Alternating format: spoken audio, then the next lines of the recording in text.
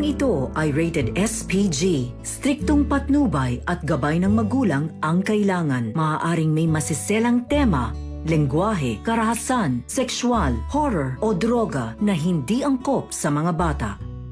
Binigyan ng babala ni Madam Lotus si Annalyn na mag-iingat sila ng nanay niya dahil sa kakaiba niyang nararamdaman kay Carlos. Magandang araw at eto na nga tayo sa ating pinakaabangang tagpo sa Abot Kamay na Pangarap.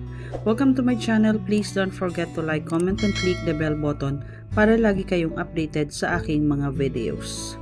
Samantala, dahil sa ginawang pagtulong ni Moira sa SWAT na mailigtas ang mga hostage sa loob ng city jail, pinasalamatan ito ni Warden. Kaya bilang pagtanaw ng utang na loob ni Warden kay Moira sa kabutihang ginawa niya, pinuntahan niya ito sa selda at tinawag.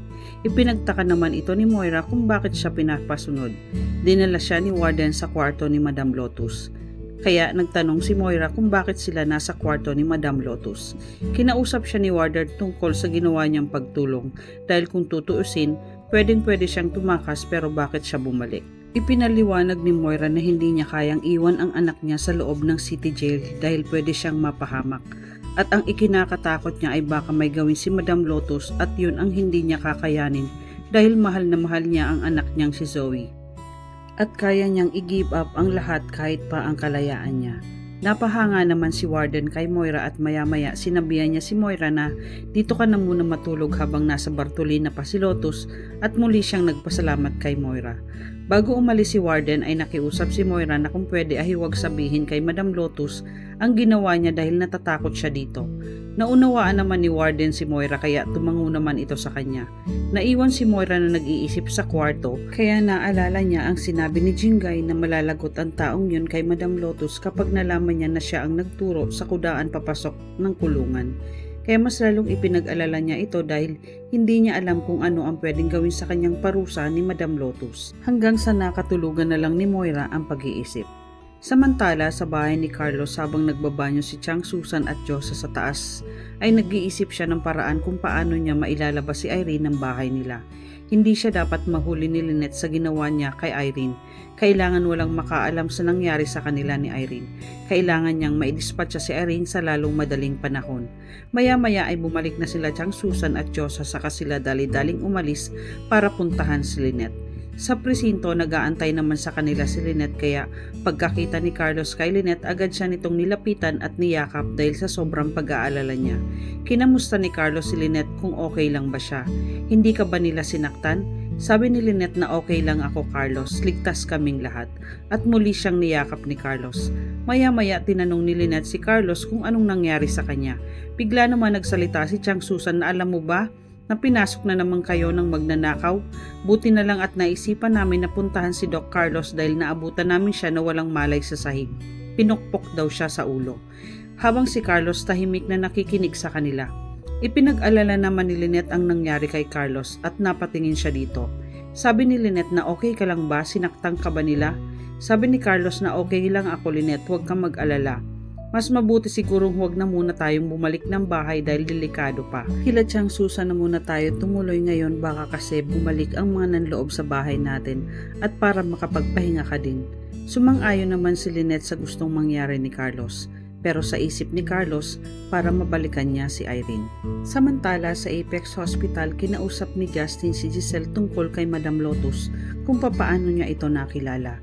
Dahil base sa mga impormasyon na nalaman ni Justin sa pagkatao ni Madam Lotus, ay pinatay nito ang asawa niya at yung kabit ng asawa niya. Kaya naitanong ni Justin kay Giselle na ibig bang sabihin nun na ganyan ba ang mga klase ng kaibigan mo na mga mamamatay tao? Ikinagulat ni Giselle ang sinabi ni Justin sa kanya.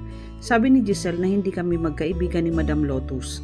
Ipinakilala sa akin ni Chang Susan sa kulungan para pakiusapan na subaybayan ang mga kilos ni Moira sa loob ng kulungan at siya ang magsabi sa akin ng mga impormasyon na kailangan kong malaman tungkol kay Moira dahil hindi ako papayag na hindi makaganti sa kanya sa lahat ng ginawa niya kay Papa at sa pamilya ko. Naging maayos ang usapan naming dalawa ni Madam Lotus hanggang sa hindi ko napagbigyan siya sa hiling niya na hinihingi niya ang makita niya ang anak niya, kaya nagalit siya sa akin dahilan para gumanti siya. Sabi ni Justin na hindi mo kasi naiintindihan ang nararamdaman ng isang ina kaya hindi mo siya pinakinggan sa hiling niya. Aminado si Giselle sa pagkakamali niya kaya gusto niyang humingi ng tawad kay Madam Lotus sa ginawa niya. Sabi ni Giselle na hindi ibig sabihin kapag ang isang tao ay nakagawa ng pagkakamali ay habang buhay na itong nakatatak sa pagkatao niya. Hindi mo kailangan husgahan ang isang tao base lang sa nalaman mo. Kailangan kilalanin mo muna siya kung sino at anong klase ang pagkatao niya. Habang tahimik lang na nakikinig si Justin kay Giselle.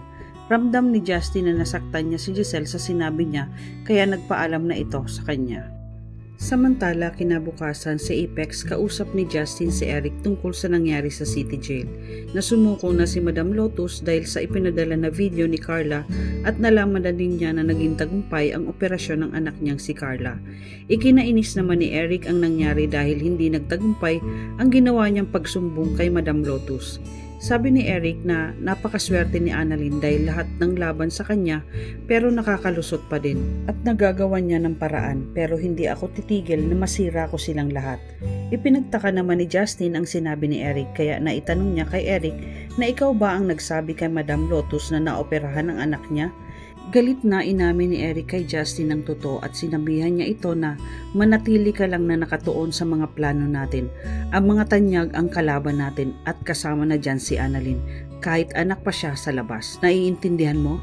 Ikinatakot naman ni Justin ang sinabi ni Eric kaya nag-alala siya para kay Annalyn dahil kasama siya sa mga plano ni Eric. Samantala, pinuntahan ni Annalyn si Madam Lotus sa City Jail para bisitahin niya ito at magpasalamat sa kanya. Ikinatuwa naman ni Madam Lotus nang makita niya si Annalyn kaya niyakap niya ito. Ibinalita naman ni Annalyn kay Madam Lotus na tagumpay ang ginawang operasyon sa anak niyang si Carla kaya mas lalong napaiyak at nagpasalamat si Madam Lotus kay Annalyn. Habang nag-uusap sila, naitanong ni Madam Lotus kay Annalyn kung sino si Carlos. Sabi ni Annalyn na asawa siya ng nanay Lynette ko. Ipinagtaka naman ni Annalyn kung bakit naitanong ni Madam Lotus si Carlos. Sabi ni Madam Lotus na hindi ako magiging Madam Lotus kung hindi ako marunong magbasa ng isang tao, lalo na yung mga taong may dugo sa kanilang mga kamay, at yan si Carlos, naaamay ko ang baho ng dugong kumakapit sa kanya. Kaya binigyan ng babala ni Madam Lotus si Annalyn na mag-iingat sila ng nanay Lynette niya kay Carlos dahil iba ang nararamdaman niya sa pagkatao ni Carlos. Habang si Annalyn naman ay tahimik lang na nakikinig kay Madam Lotus. Sa isip niya na totoo nga ang mga kutob niya kay Carlos na may tinatago itong kakaiba sa pagkatao niya. Maya-maya ay nagpaalam na si Annalyn at nagpasalamit din si Madam Lotus kay Annalyn sa pagbisita. Buhay pa kaya si Irene? Ano ang gagawin ni Justin ngayong alam niya na kasama si Annalyn sa plano ni Eric? Malamang kaya nila ang ginawa ni Carlos kay Irene? Yan ang ating pakaabangan dito lang sa Abot Kamay na Pangarap. Huwag bibitiw at huwag kalimutan mag-subscribe. Maraming salamat po and God bless.